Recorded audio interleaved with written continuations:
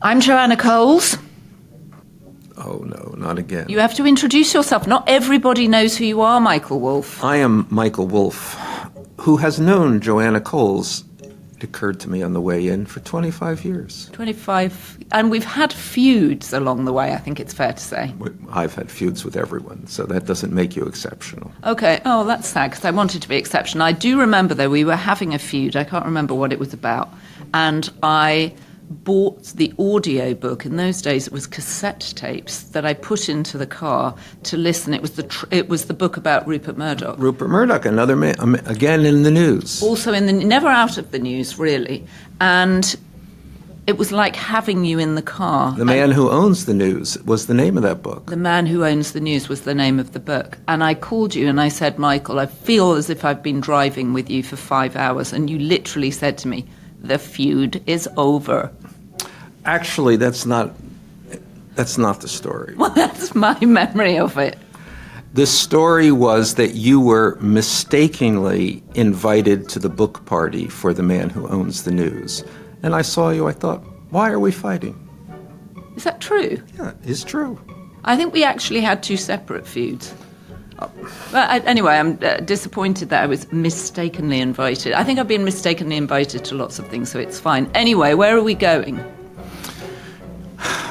Inside Trump's head. And you know, it gets, I used to say that casually, but it gets more and more frightening. I'm fizzing to talk to you because there is so much going on. We've got, I think areas for us to cover if we have enough time. The FBI informant, crazy story from Mike Johnson.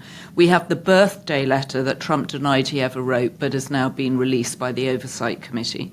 The whole book, not just the letter. Right, the whole 230 the whole birthday pages. Book. Yeah, which is really a profile of Jeffrey Epstein and a profile of power and a really depressing view of women, but we'll come on to that. We have the E. Jean Carroll settlement, the upholding of that. Not the settlement, the judgment.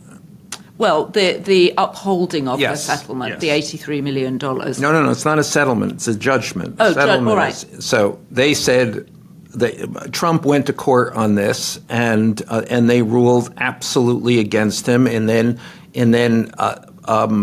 the jury put a dollar amount on it, 93 million. 83 million, whatever. But, right, million right. here, Which he 10 million here, 10 million there. Which he contested. Now you're sounding like Jeffrey Epstein. Which he contested, and the courts upheld it and said, actually, your behavior was so egregious, 83 million is exactly the right So Trump amount. is going to have to pay, in all likelihood, the full amount. Yeah, he can, in fact, refer it to the Supreme Court, but technically he's run out of appeals and they can throw it back at him.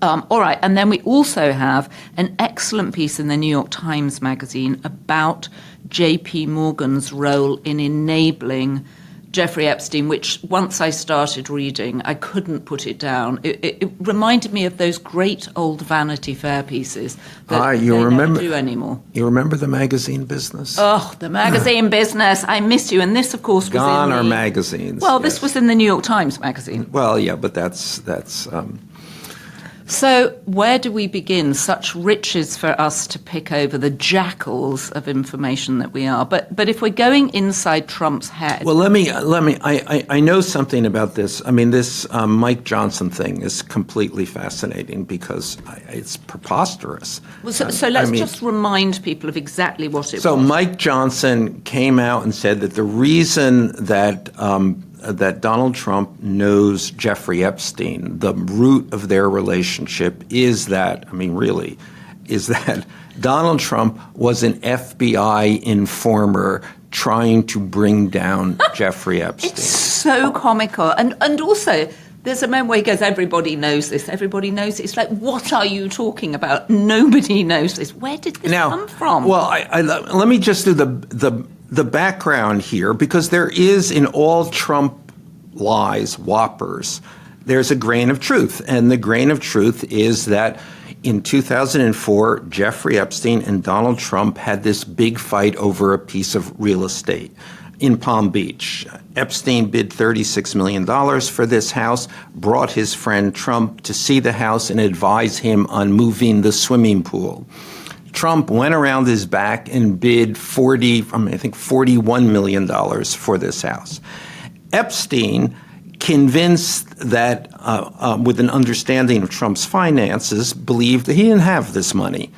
Therefore, if he didn't have this money, he must be fronting for someone. So in Epstein's view, Trump was laundering money.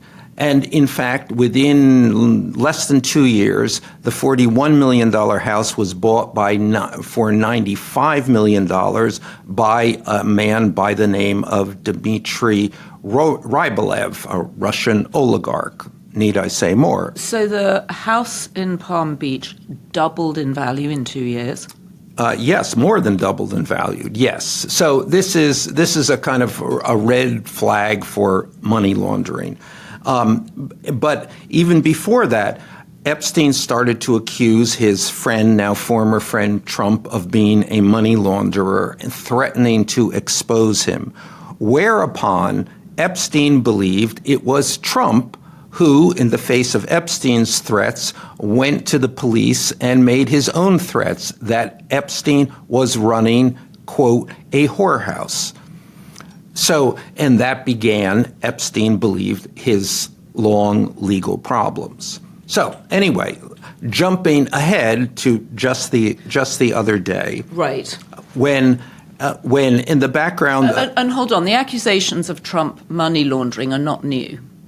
No, there was this when this happened. The sale of this house. I mean, the sale of this house within 2 years. More than doubling is a red flag, and was a red flag at the time. Was it investigated at the time? I don't know. It was certainly speculated at the time. I mean, there was a lot of press coverage on this. Right. And these things are very hard to investigate. You know, I mean, especially, I mean, the circumstance would essentially be that Rybolev had given Trump the money to buy the house for $41 million, and then in turn he would have bought the house himself 2 years later for the $95 million. So these are all inflated, not real numbers, but just giving him the opportunity to disguise a big sum of money. So the Russian oligarch is laundering his money, and presumably Donald Trump gets a fee for doing this. Yes, and Epstein described that Trump had previously told him, this is a good idea, you should do this. And he had compared it to, he says, it's just they purchase my name, like there are buildings and hotels that purchase my name. What's the difference? You're looking just... I'm just... please continue. At any rate. Please continue. At any rate. So the Epstein story, in the middle of the Epstein story, which Trump is panicked about. The whole sequence of events. I'm going to release the Epstein files, but as soon as my attorney general starts to release them, I say, I go ape and say, no way, close this down. It's suddenly a hoax being a tell word for Trump when he's faced with a bunch of facts he can't explain. It's a hoax. It's a hoax and people are lying. They hear this. Mike Johnson says that Trump is an FBI informer, and the people in the White House go, what the fuck? What is he talking about? Nobody knows this. Nobody's aware of this. Therefore, they immediately conclude, because this happens again and again and again, that it was Trump who called Mike Johnson and came up with this story based on this kernel of truth, that it was Trump who first went to the police about Jeffrey Epstein, but not to protect the young women of Palm Beach, but to protect himself against Jeffrey. So he goes nuclear on Jeffrey before Jeffrey goes nuclear on him. Exactly.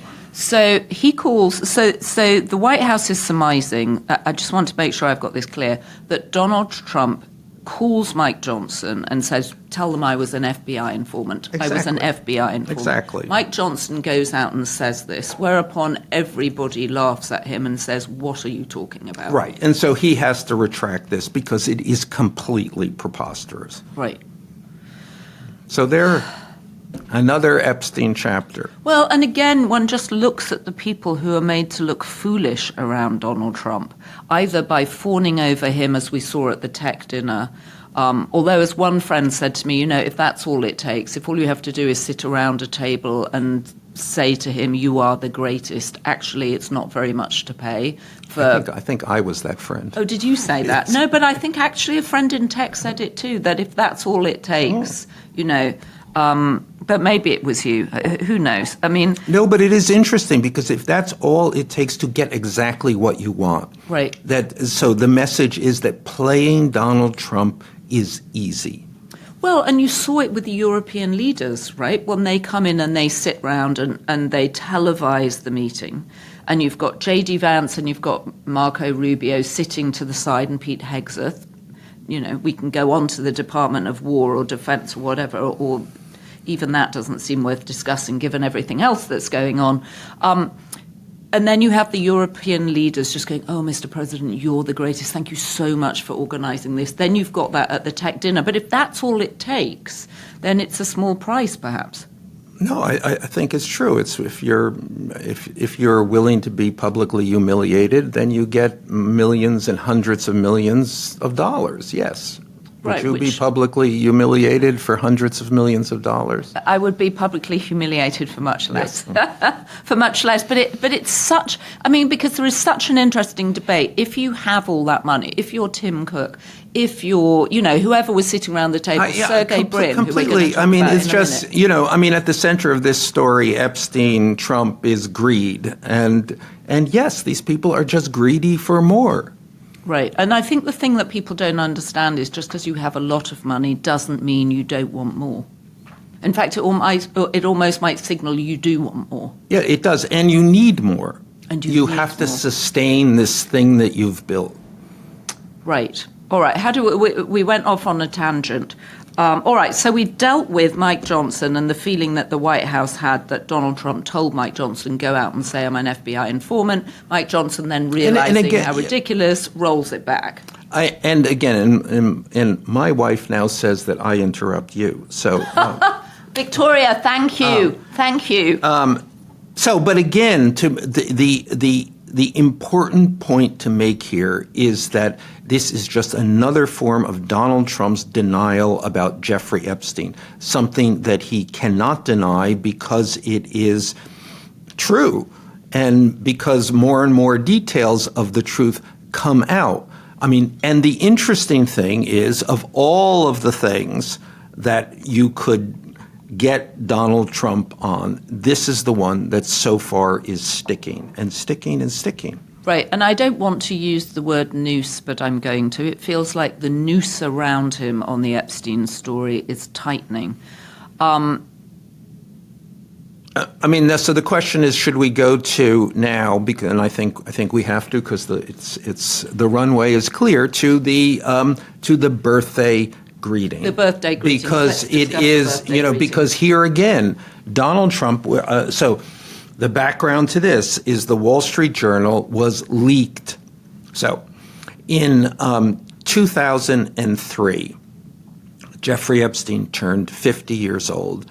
Ghislaine Maxwell organized a birthday book. She went around to everybody that Jeffrey Epstein knows, his family, his friends, his girlfriends, his business associates, and got them to write a letter to be placed in this keepsake book. The Wall Street Journal, when was this? Last month, got was leaked the page, the letter that Donald Trump supplied Ghislaine Maxwell to put in the Jeffrey Epstein birthday book. And the letter, the letter is a sketch of a naked woman. I have a picture of the letter. And there is Donald Trump's unmistakable signature. I think we should do a dramatic reenactment of Donald's letter to Jeffrey Epstein, Okay. which is inscribed on the body of a naked woman. All right, who do you want to be, Donald or Jeffrey? This is a really hard choice. I think you should be the president. I'll be the president. All right, and it starts with a voiceover that says, there must be more to life than having everything. Yes, there is, but I won't tell you what it is. I'm Jeffrey here, nor will I, since I also know what it is. We have certainly things in common, Jeffrey. Yes, we do, come to think of it. Enigmas never age. Have you noticed that? As a matter of fact, it was clear to me the last time I saw you. A pal is a wonderful thing. Happy birthday. And may every day be another wonderful secret. Ugh, it's so creepy. It's so creepy. And then that... And then signed, and then the signature, the Trump signature is the pubic hair on this woman. So, and actually, his signature, oddly, does look like pubic hair. I thought that was quite good. So, anyway, this is the Wall Street Journal publishes this, and Donald Trump says completely made up, not true, a fraud, a hoax. A hoax. And then, going back to Rupert Murdoch, he sues Rupert Murdoch for $10 billion because of this hoax. And the Wall Street Journal says they stand by their reporting because they obviously know the source they got it from. Who was? Who do we think? We think it's the Maxwell family, which we think led to the panicked visit of the number 2 in the Justice Department, Todd Blanche, Trump's personal lawyer, to Ghislaine Maxwell's prison in Florida, where then she produced told the world how wonderful Donald Trump is and that she had never seen him do anything inappropriate ever, and was immediately transferred to a much more comfortable prison. And the world anticipates her forthcoming pardon. Right. And a prison in Texas where she has a sister, and she said she was thrilled for Donald Trump that he became president, and she wanted to congratulate him. Right. Her sister is not in prison, just yes, sorry, to be clear, her nearby. sister lives in Texas, yes. But that's the relative that she has that she can go and visit her. So Ghislaine is sitting in a Texas prison awaiting pardon. Trump has been asking people what to do. Should he pardon her? We now have direct evidence. This letter appears to have been very clearly written by Donald Trump. He denies it. It's now been released by the House Oversight Committee, the entire book. With letters from lots of people. Clinton, Bill Clinton, Lord Mandelson, who's the British ambassador to Washington, who now says he wishes he'd never met Jeffrey Epstein, but in fact, in his birthday letter says Jeffrey Epstein is his best friend. Oh, yeah, and we can do the Mandelson. I have background on that. Let's not do that now, but table that. That's for another episode. Yes. At any rate, it is... Well, Bill Clinton, Dershowitz... There were lots of people. Yeah, everybody, Leon Black, everybody. And everyone we know about. Yeah, Epstein's mother, everybody. Everybody in his life. At some point, I would like to do a deep dive on Epstein's parents. We don't have to do it now because there's too much to get into that's newsy, but I would like to understand where he came from. Okay, table that and put it on the Mandelson pile. Okay, on the Mandelson pile. All right, I better write these down for future ideas. Yeah, keep going. So at any rate, this is the Oversight Committee releases this book. It is credible on every basis. There's certainly nobody else denying that their letter was a hoax. So it turns out that somewhere in all of this book, somebody put a hoax letter from Donald Trump. So that the possibilities of that are nil. But this is also what he does, right? Look at the Stormy Daniels case. Stormy Daniels, he denies ever having slept with her. He denies it, keeps on denying it, denies it through the trial. He's found guilty of financial crimes because he's paid her off and then denies that he's paid her off, and they structured it in endless, 13 separate payments of 12 grand. Yeah, no, that was clearly. This is what he does. He just denies, even though courts find him guilty.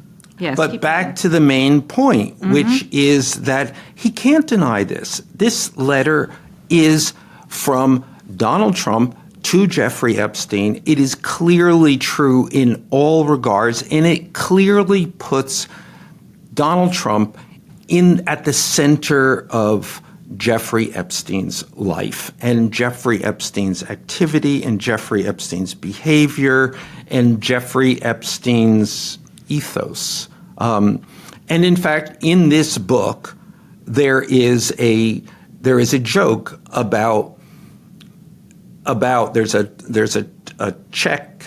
A novelty check. There are many letters in here that I found disturbing, but there is one that must have taken a lot of effort for a birthday book, which is a friend of Jeffrey's standing there with a novelty check, one of those blown huge up, checks. huge, as if you've won the Powerball or something. And it's signed Donald Trump, fake signature of Donald Trump. And it says, Jeffrey showing early talents with money and women, sells fully depreciated, name redacted, to Donald Trump for $22,500. Shows early people skills too. Though I handled the deal, I didn't get any of the money or the girl. So that's obviously one of his bankers or financial advisors, right? I mean, it's just so depressing. And also interesting that Donald Trump is the person who bought the depreciating asset. Yeah, no. The portrait of this book, the portrait of Epstein goes to that he is interested in, and that's perfectly sums it up, two things. He only has two interests, which is sex, girls, sex, and money. And Donald Trump is so completely connected to this, what are we calling it, lifestyle, that I just don't see how this does not continue to come back and haunt him. He can't get away from this. Well, there was also another very interesting piece in the New York Times magazine about how J.P. Morgan enabled Jeffrey Epstein's lifestyle and how valuable he was as a client of the bank because he made lots of very useful introductions, including, I was very surprised but by even yet, no, that's I know what you're going to say because it really is interesting and hasn't gotten the attention it deserves. There are a lot of details in this story that haven't got the attention. But the other thing, just to go to the background here, is that it really is a portrait of how banks operate, private banking operates, with these kinds of people who are introducing, who know people. They know people they introduce to the bank, but because they know the bank, they get to meet other people. And the nexus here, in this instance, is Epstein. Right, and one of his enormous values to the bank, so even when he's gone to jail for sex offending, they keep him on as a client because he's so valuable. One of the people he introduces them to, and I was actually astounded by this, is the co-founder of Google, Sergey Brin. Okay. A story. I digress because I was not surprised because I was there when Jeffrey Epstein met Sergey Brin. Okay, Michael, you are Zelig. You are Zelig. You are everywhere. So you're totally a Zelig figure. What do you mean you were there? Okay. I'm going to tell this story, and this is a long digression. Oh, excellent. Okay, I'm settling in. in. In the year 2000, it's possibly 2001, but I think 2000. I was invited by the organizers of the TED conference to fly out to Monterey, where the conference took place every year, on a private plane. I mean, that's so cool. Do you want to go out on a private plane with a group of other speakers at the conference? Yeah, and you have like a dinner party in the sky. Yeah, and I was like, yeah, sure. But I had no idea whose plane this was, and I didn't ask and didn't feel that was a germane question, just a private plane, obviously. So I was told the hangar where I had to go at Kennedy Airport, and when I got there was a bunch of other people there, including Malcolm Gladwell, Steven Pinker, Geraldine Laybourne, the founder of Nickelodeon, and Oxygen, the women's network, and Oxygen, and people I knew in the media business. John Brockman, the literary agent, and everybody was kind of like, whose plane is this? Do we know? We didn't know. And we were let out onto the tarmac, and there were a bunch of G4s and G5s, and we head there, just kind of en masse, and then we're redirected to a 727. And that was like, this is unexpected. And we get on this plane, and the plane inside doesn't look like a plane. It's a kind of a sybaritic affair. And planes look entirely different if you take out the overhead compartments. And so this plane So what was it like, a sort of nightclub? A plane nightclub? It was a kind of combination between a nightclub and a boutique hotel. Right, okay. And so everybody's on this plane kind of wondering, what are we doing here? Whose plane is this? And then this guy gets on, a kind of Ralph Lauren-looking guy, Jeffrey Epstein, with 3 teenage girls, not his daughters. Was this the first time you'd met him? This is the first time I ever laid eyes on him, and I had never heard the name Jeffrey Epstein. And so he's and these girls, women. Well, I don't know what in this age thing, and I don't know how old they were. They very well could have been 19, 18, rather than 14. They probably weren't 14, but they probably weren't 22 either. So. And then they immediately became the people who served the food. As though the stewardesses. So they're passing around fruit platters, making sure everybody feels comfortable. Yes, and if I can digress from the digression, Epstein once went to see MBS in Riyadh in Saudi Arabia, and where you could not bring women into the country unaccompanied by a male relative, I think, except if they were airline stewardesses. So that was the loophole. So Epstein would dress the girls in airline stewardess costumes.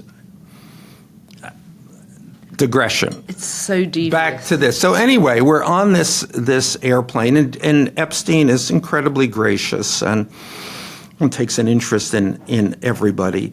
And then at one point, one of the people on the plane is the New York architect David Rockwell. Can I just stop and say there is a lot of hair on this plane? David Rockwell has a lot of hair. Steven Pinker has a lot of hair. Malcolm Gladwell has a lot of hair. But I do not have a lot of hair. You do not have a lot of hair. It's true. And although back then you might have had more hair. I'm just observing. More, and Jeffrey Epstein had a lot of hair. Okay, so 4 men with a lot of hair. Yeah. So at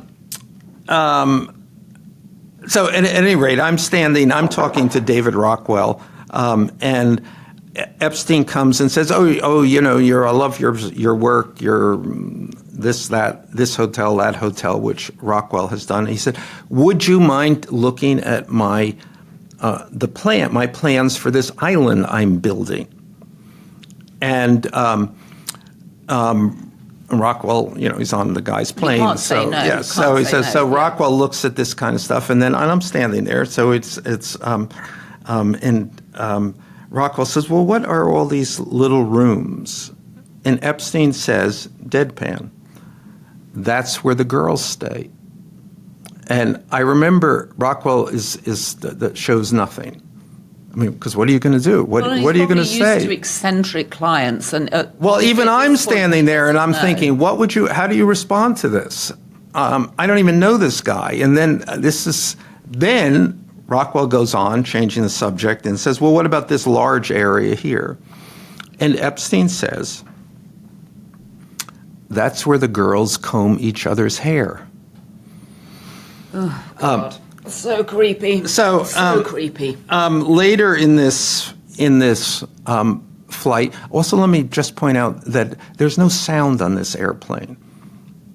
You know how noisy an airplane is? Yeah. This has been insulated in such a way that you're in the sky. No one can hear you screaming. And it's yes. But you also can't hear anything. It's just like you're in a perfect You're in a room. pair of noise-cancelling headphones. I'm sitting in one of these incredibly comfortable chairs, and Jerry Laybourne slides into the chair next to me, and she leans over and she says, I think this is the closest I've ever come to pure evil. So she sensed there was something odd. Well, it was odd, yes. At any rate, going ahead, because we're digressed from the Sergey Brin, but now we're going to get there to the Sergey Brin. So at the TED conference, and the TED conference is very interesting, a very central nexus to Jeffrey Epstein's network. A lot of the people in the technology business, a lot of the scientists that he knows, he meets at the TED conference. So we're there, and then he invites a group of people, some of the people who were on the plane, some other, to come out to the to his airplane and I can't quite remember, was it specifically to meet the Google guys? I'm not sure, because I don't think I didn't know who the Google guys. I'm not sure I actually knew at that point what Google was. But at any rate, we go out to the airplane. The Google guys, Sergey Brin, Larry Page, and a couple of other people who were with them, get on the airplane. So this is the 727. Yeah, so I guess they understand that they are headed for enormous wealth. Certainly enough wealth to buy a plane. Yeah, I didn't understand that at the time, and but they seemed very, very interested in this. They got onto the plane. First thing, they run through it whooping, right? I mean, like children. And then they talk about, well, could you get Wi-Fi and connectivity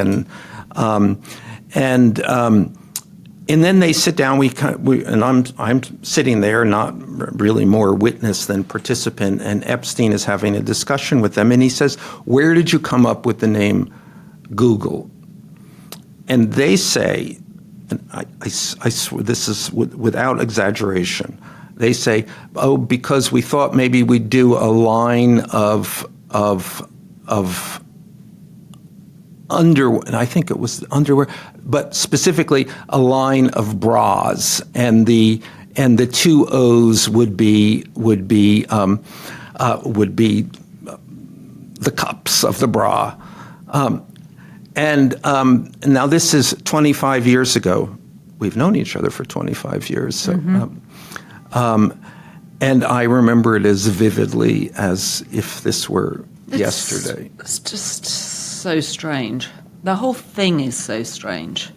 Well, I was fascinated that Jeffrey Epstein had introduced Sergey Brin, who must be now certainly one of their wealthiest, if not their most wealthiest customers. And I think in the New York Times piece it said he'd brought $4 billion worth of assets with him, for which Jeffrey Epstein, I'm sure, got a fine fee for the introduction.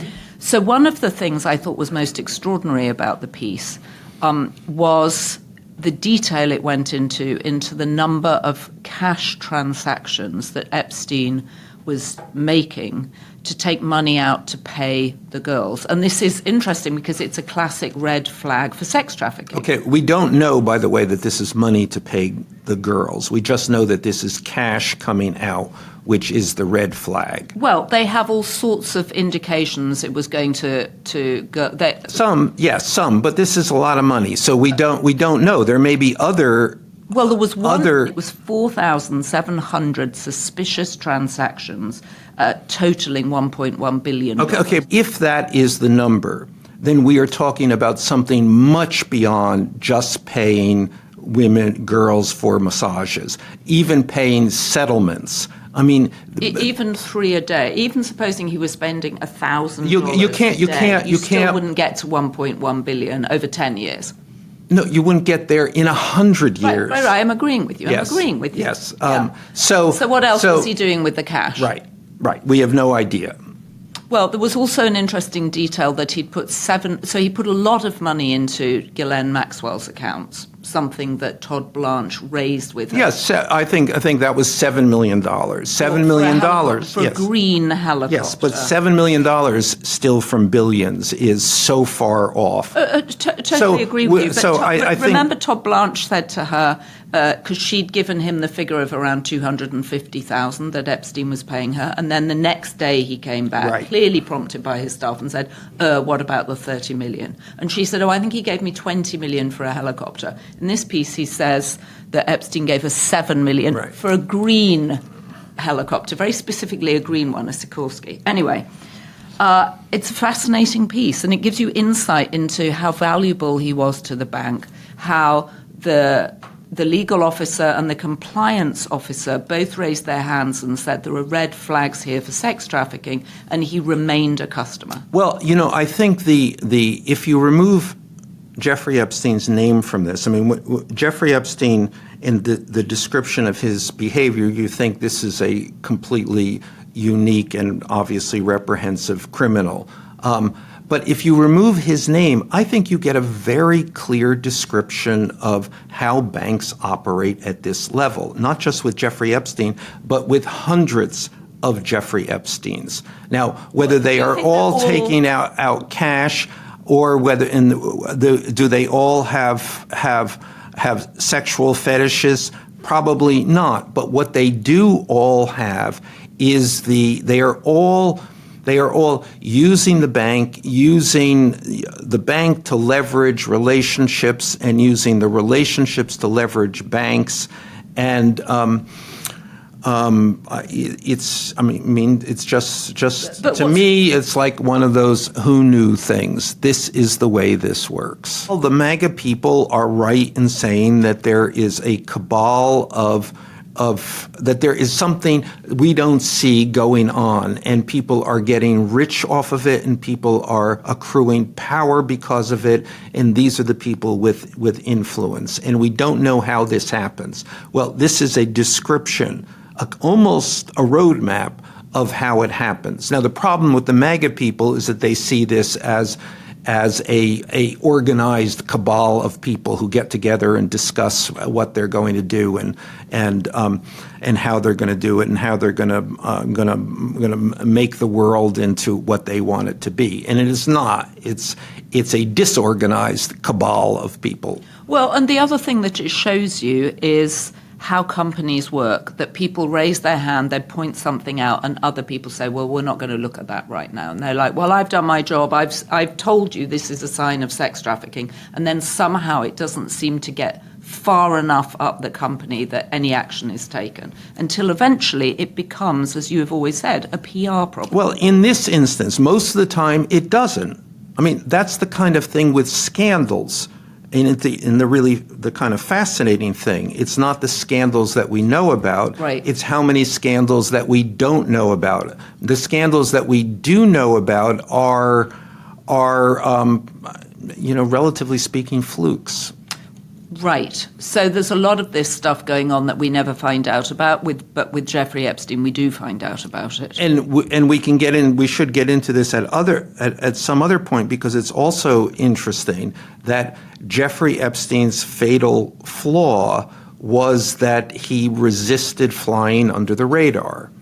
He wanted people to see him. He paraded around with these young women, young girls. he, in the birthday book, there's a lot of reference to the articles, and they were almost back to back that were written about him in New York Magazine, in Vanity Fair, in 2001, 2002. The mysterious Mr. Epstein. Yeah, and it's just to continue on with the digression. After that TED conference, he called me up, invited me to tea at his house to ask me, because I was, I was in the magazine business and a writer about the media, to ask me about the media. And he told me, these people had called him to write articles about him, and what should he do? And I gave him the advice that I give everyone, because people are always asking this. I said, if you don't want people to write about you, don't speak to them. Reporters call you up, don't take the call. Well, he ignored that advice, and in fact, because he wanted this. Don't want it because I'm going to get found out, because I'm vulnerable, but I do want it because I want people to know who I am and what I am. And perhaps he enjoyed having this big secret that was sort of hiding in plain sight. Well, the Trump letter, the secret, he did. I want people to know that I get all these young girls, and I want people to know that I have all this money, and I want people to know to fly on my airplane. Yeah, it's, and again, I want people to know I'm friendly with Donald Trump, who eventually goes on to be president. I mean, we had on the Daily Beast podcast at the weekend a model and a former friend of Jeffrey Epstein's who talks about she turned up in a very short white dress to see him, and he says, oh, you look like a nurse. Let's find a friend of yours. She can wear the same dress. I'll take you to Donald's, and he'll think I've arrived with two nurses on my arm. And she describes sauntering from his house on East 71st Street to Trump Tower, and he arrives so he's walking down Fifth Avenue as if he's got a nurse on each arm, and he goes into Trump Tower, and it's a joke for Donald. And he's showing Donald off to the girls, and he's showing the girls off to Donald. And that this is not a man who's hiding in, this is not a man who's being discreet. He's flaunting it, walking down Fifth Avenue, in much the same way that Donald Trump says, I could shoot anybody on Fifth Avenue and nobody would care. Have I ever told you the story about Please don't Epstein, tell me you dressed as a nurse. Epstein, Please don't tell me that. Epstein, Trump, girls and the dogs? No. Maybe we should save it. I think we should save it for another day. Michael, there's so much more to get into. I want to go for a further dive into that JP Morgan piece. But we have planes to catch and automobiles and what's the other thing? Planes, trains and automobiles. But as ever, illuminating, and the net is certainly tightening around the president. He is unable to escape this Epstein narrative. Well, never say Donald Trump can't escape in the end, but we'll see. Thank you if you have been for watching, and don't forget, click the join link in the description below and you will get bags of extra content. You'll get access to me and Michael, you get access to YouTube. Who knows what you get access to, but it's very exciting and you do want to be a member. And we are independent media, so we appreciate your support. So feel free to leave us a comment on YouTube, and don't forget to subscribe on Apple or Spotify or wherever you get your podcast. Did I leave anything out? I think you've got it. All right, we'll be back on Thursday night at, what time do we drop? You have no idea. Have no 9 idea. o'clock. 9 o'clock on Thursday night, midnight on Apple and Spotify. Appointment podcasts. Appointment podcasting.